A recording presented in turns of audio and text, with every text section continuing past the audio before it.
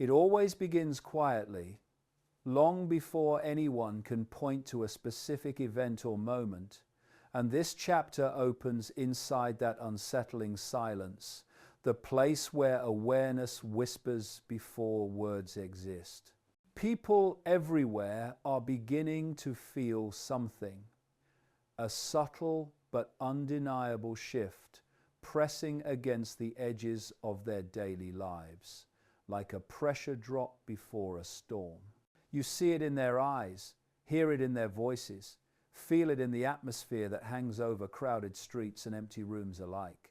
It's an energy as familiar as it is foreign, as if humanity has slipped into a new emotional climate overnight without warning. Suddenly the world feels faster, heavier, more unstable, as if time itself has started bending in ways the human mind can't follow. You notice that conversations collapse into confusion, patience evaporates, and people snap with emotions that rise too quickly, too sharply, too intensely. Sleep feels shallow, thoughts feel scattered, and even simple tasks feel strangely difficult. It's as though something invisible has shifted the floor beneath our feet, tilting reality by just a few degrees, just enough for the sensitive to feel it, but not enough for the masses to acknowledge it. And the strangest part is how universal it feels. Whether you're speaking to a stranger or someone you've known your whole life, the same quiet discomfort hides beneath their words. A sense that something fundamental is changing in the background. Yet most brush it off as stress, exhaustion, or coincidence, never considering the possibility that the world around them is undergoing a silent transformation no one has been prepared for.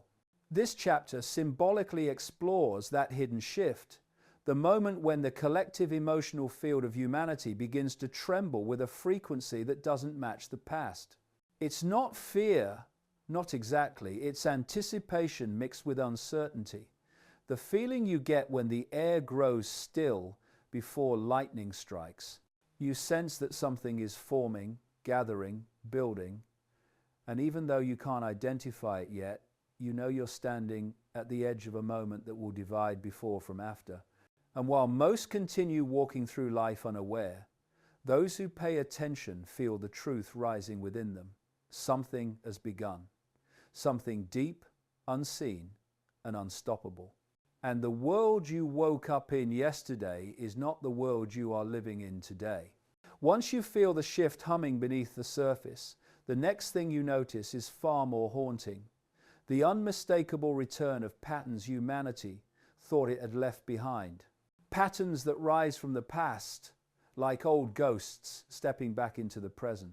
At first, it's subtle, a phrase you've heard before, a behavior you recognize from history books, an emotional climate that feels eerily familiar, but soon those subtle echoes become louder, sharper, impossible to ignore. You begin seeing society repeat movements, reactions, and conflicts that once shaped entire generations, now reappearing with terrifying speed, as if summoned by some unseen force. It's as though humanity is walking in circles, repeating old mistakes with new technology, new language, new faces, but the same psychological script. Arguments flare up that sound identical to those from decades ago. Fears resurface that were supposedly defeated long ago. Even the public mood shifts in ways that mirror forgotten eras. The division, the suspicion, the emotional volatility, the sense that people are being drawn into positions they didn't consciously choose. Patterns of conformity return, patterns of silence return, patterns of tension return. And the most disturbing part is how quickly they spread, as if the human mind recognizes these old rhythms instinctively and slips back into them without resistance. This chapter symbolically explores the chilling déjà vu of collective behavior, how society, overwhelmed by speed and confusion, defaults to the same emotional loops woven into history. It becomes clear that the past was never truly gone. It was sleeping just beneath the surface, waiting for the right moment to reawaken. And now, in this accelerated chapter of human experience, those old patterns are not only returning, they are intensifying. People defend beliefs they barely understand, attack ideas they've never examined, and react to situations as if acting out roles handed to them long before they were born. It almost feels like humanity is being pulled backward through time, reenacting the same cycle but at a faster, more compressed pace, as though the world is trying to force a lesson that has never been learned. And for the few who notice, an unsettling truth emerges. The past is not repeating by accident. It is trying to warn us. The question is whether anyone will recognize the warning before the cycle completes itself again. As the old patterns rise from the past and slip seamlessly into the present, something even more subtle begins to unfold beneath the surface, a quiet reshaping of how people think, feel, and interpret the world around them. This chapter explores that silent takeover, the slow, almost invisible hijacking of perception that doesn't come with force or threats, but with overwhelm, fatigue, and emotional pressure. You notice it first in the way people respond to information, not with curiosity, but with reflex, not with thought, but with reaction. Complex issues are reduced to simple slogans. Nuance disappears.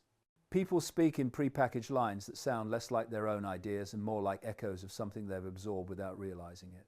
And the frightening part is not that someone is forcing them, it's that they don't even feel the shift happening. A tired mind looks for shortcuts. An overwhelmed mind seeks simplicity.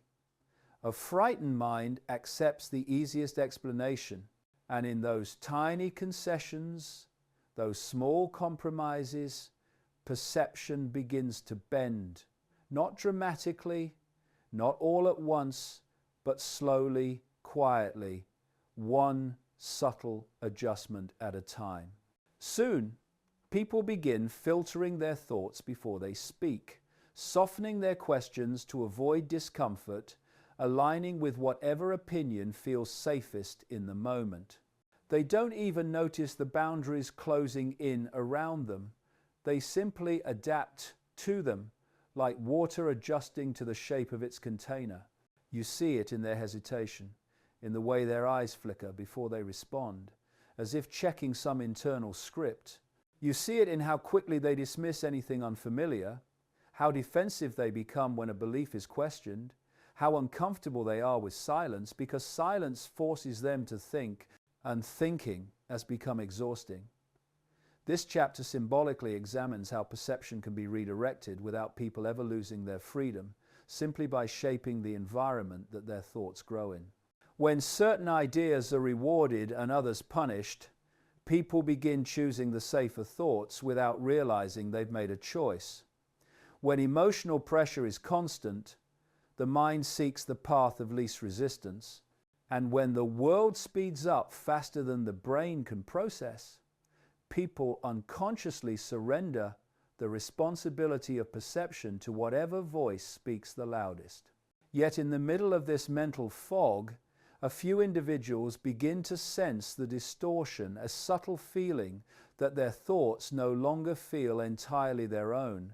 And that moment of discomfort becomes the first spark of awakening, the instant when the hijacking loses its power because someone finally notices it happening.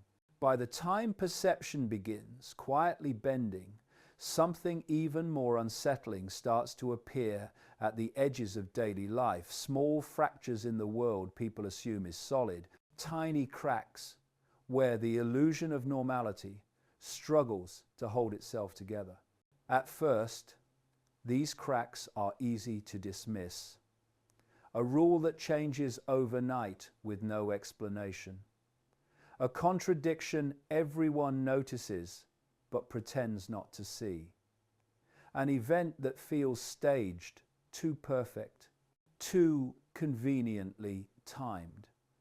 Most people brush these moments aside as coincidences, telling themselves they're imagining things, because acknowledging the cracks would mean questioning everything built on top of them. But once you've seen the patterns returning and felt your own perception being nudged and softened, these cracks no longer blend into the background. They stand out, sharp and undeniable, like ripples in a surface that was supposed to be still. You begin noticing how often stories shift without reason, how certain truths dissolve the moment they become inconvenient, how yesterday's certainty becomes today's misunderstanding. You start seeing the world glitch, people defending things they didn't believe a week ago, events unfolding with uncanny symmetry, narratives aligning too perfectly to be random. And the deeper you look, the more the cracks widen. It becomes clear that much of what society calls normal is only held together by agreement, by performance, by repetition, not by truth. You watch crowds behave in ways that don't match their own interests, speaking lines that feel assigned, reacting to situations as if following a script they never consciously read. And once you see this, reality begins to feel less like a fixed structure and more like a stage set thin, fragile, propped up by shared belief rather than solid understanding. This chapter symbolically explores that moment when the illusion slips, not dramatically, but in tiny, undeniable ways that accumulate until they form a pattern of their own. And although this realization can feel frightening, as though the ground beneath you is shifting, it is also the beginning of liberation. Because cracks only appear when the surface is weakening, when something beneath is trying to break through. These fractures aren't signs of collapse, they're signs of truth pushing its way into awareness. And for those who dare to look directly at them, a new clarity emerges. The understanding that the world people cling to is not as stable, not as consistent, and not as real as they were taught to believe. As the cracks in reality widen and the illusion reveals its fragile seams, humanity finds itself standing at a crossroads. It never knew it was approaching a turning point that arrived without announcement, without preparation, and without mercy for those still sleepwalking through the world. This chapter captures that moment of reckoning, the silent realization that everything leading up to this point, the shift, the returning patterns, the subtle hijacking of perception, the fractures in the facade, has been guiding us toward a choice we can no longer avoid. On one side lies the old path, familiar but dangerous, where people retreat into the comfort of repetition, accepting narratives handed to them, clinging to illusions because illusions feel safer than the unknown. That path requires nothing but obedience to the past, to the crowd, to the stories. Millions follow without questioning. But on the other side lies the path of awareness. And though it is quieter and far less crowded, it is the only path that leads forward. This road demands courage. The courage to see what others ignore, the courage to think what others fear, the courage to step beyond the boundaries built around the human mind. Those who choose this path begin to understand that the world is not shaped by the surface events people obsess over. It is shaped by perception, attention, and consciousness. And once consciousness shifts, everything shifts with it. In this symbolic turning point, individuals awaken not because someone told them to, but because they finally felt the cost of staying asleep. They realize that repeating history is no longer an option, that surrendering perception is too high a price, that living inside illusions is a slow, quiet kind of death. And as more of them step onto the path of awareness, the collective begins to change, not through force, but through the ripple effect of awakened minds refusing to play the old game. This chapter ends with the understanding that the future will not be determined by systems or structures, but by whether individuals choose clarity over comfort and truth over the safety of never questioning. The turning point is here, and each person must decide which side of history they will stand on. Make sure to subscribe to watch more videos like this and continue the journey with us.